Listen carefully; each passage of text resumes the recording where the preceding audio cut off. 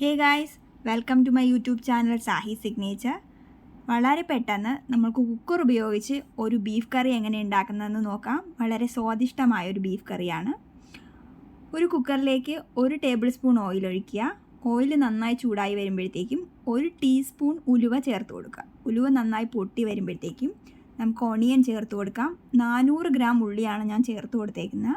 ഉള്ളി നന്നായിട്ട് വഴട്ടിയെടുക്കുക. അതിൻ്റെ പച്ച മണമൊക്കെ നന്നായി മാറി നന്നായി വഴട്ടിയെടുക്കുക.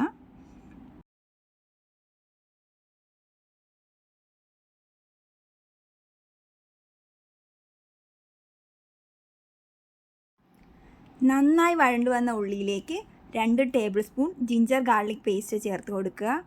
എന്നിട്ട് നന്നായി ഇളക്കുക. ജിഞ്ചർ ഗാർലിക് പേസ്റ്റിൻ്റെ പച്ചമണം പോകുന്നവരെ നന്നായി ഇളക്കി കൊടുക്കുക. കരിഞ്ഞു പോവാതെ സൂക്ഷിക്കുക.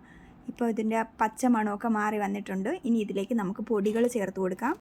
കാശ്മീരി ചില്ലി പൗഡർ 2 ടീസ്പൂൺ ചേർത്ത് കൊടുക്കുക. സാധാരണ ചില്ലി പൗഡർ 1 ടീസ്പൂൺ ചേർത്ത് കൊടുക്കുക. മല്ലിപ്പൊടി 2 ടീസ്പൂൺ ചേർത്ത് കൊടുക്കുക. ഗരം മസാല 2 ടീസ്പൂൺ ചേർത്ത് കൊടുക്കുക. ആവശ്യത്തിന് എരിവിന് വേണ്ടി 1/2 ടീസ്പൂൺ പെപ്പർ പൗഡർ കൂടി ചേർത്ത് കൊടുത്തിട്ടുണ്ട്.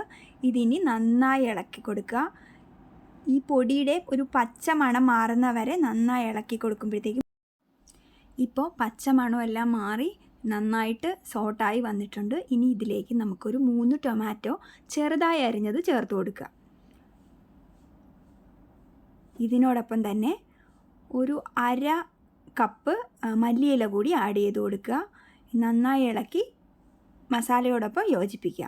ആവശ്യത്തിന് ഉപ്പിട്ട് കൊടുക്കുക. അവനവരുടെ ടേസ്റ്റിനനുസരിച്ച് വേണം ഉപ്പ് ചേർക്കാനായിട്ട്. ഇനി വെയിറ്റ് ഇടാതെ നമ്മുടെ ഈ കുക്കറിൻ്റെ അടപ്പ് നന്നായി അടച്ച് വയ്ക്കുക. ഈ തക്കാളിയൊക്കെ നന്നായി വെന്ത് വരാൻ വേണ്ടിയാണ് നമ്മൾ 5 മിനിറ്റ് അടച്ച് വെക്കുന്നത്. ഇപ്പോൾ തക്കാളിയൊക്കെ നന്നായിട്ട് വെന്ത് വന്നിട്ടുണ്ട്. ഇനി നമുക്കിതിലേക്ക് നമ്മുടെ ബീഫ് കഷ്ണങ്ങൾ ചേർത്ത് കൊടുക്കാം. 1 കിലോ ബീഫ് നന്നായി ക്ലീൻ ചെയ്ത് നമ്മുടെ ഈ കൂട്ടിലേക്ക് ചേർത്ത് കൊടുക്കുക. നന്നായി ഇളക്കി കൊടുക്കുക. ഇപ്പോൾ വെള്ളമൊന്നും ഒഴിക്കരുത്. ഈ മസാല നന്നായി ഈ ബീഫിലേക്ക് ഇളക്കി ചേർത്ത് കൊടുക്കുക. ഈ മസാല എല്ലാ കഷ്ണങ്ങളിലും യോജിച്ചു എന്ന് ഉറപ്പ് വരുത്തിയ ശേഷം 1/2 കപ്പ് ചൂടുവെള്ളം ഇതിലേക്ക് ഒഴിച്ചു കൊടുക്കുക. നമ്മുടെ ഗ്രേവിക്ക് അനുസരിച്ചാണ് നമ്മൾ വെള്ളം ചേർക്കേണ്ടത്.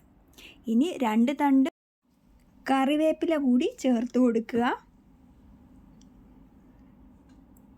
കുക്കറിൻ്റെ അടപ്പടച്ച് 5 മുതൽ 6 വിസിൽ വരുന്നത് വരെ വെയിറ്റ് ചെയ്യുക. ഇപ്പോൾ വിസിലൊക്കെ വന്ന് ചൂടൊക്കെ പോയി. ഇനി നമുക്ക് ഓപ്പൺ ചെയ്ത് നോക്കാം. നല്ല പെർഫെക്റ്റ് ആയിട്ട് വെന്ത് വന്നിട്ടുണ്ട്. നമുക്കിനി ഇതൊരു സെർവിങ് ബൗളിലേക്ക് മാറ്റാം. നന്നായിട്ട് വന്നിട്ടുണ്ട്. Thank you for watching Zahi signature. നിങ്ങളെല്ലാവരും ഇത് ഉണ്ടാക്കി നോക്കുക. നിങ്ങളുടെ അഭിപ്രായങ്ങൾ താഴെ കമൻറ്റിൽ പറയുക. Thank you.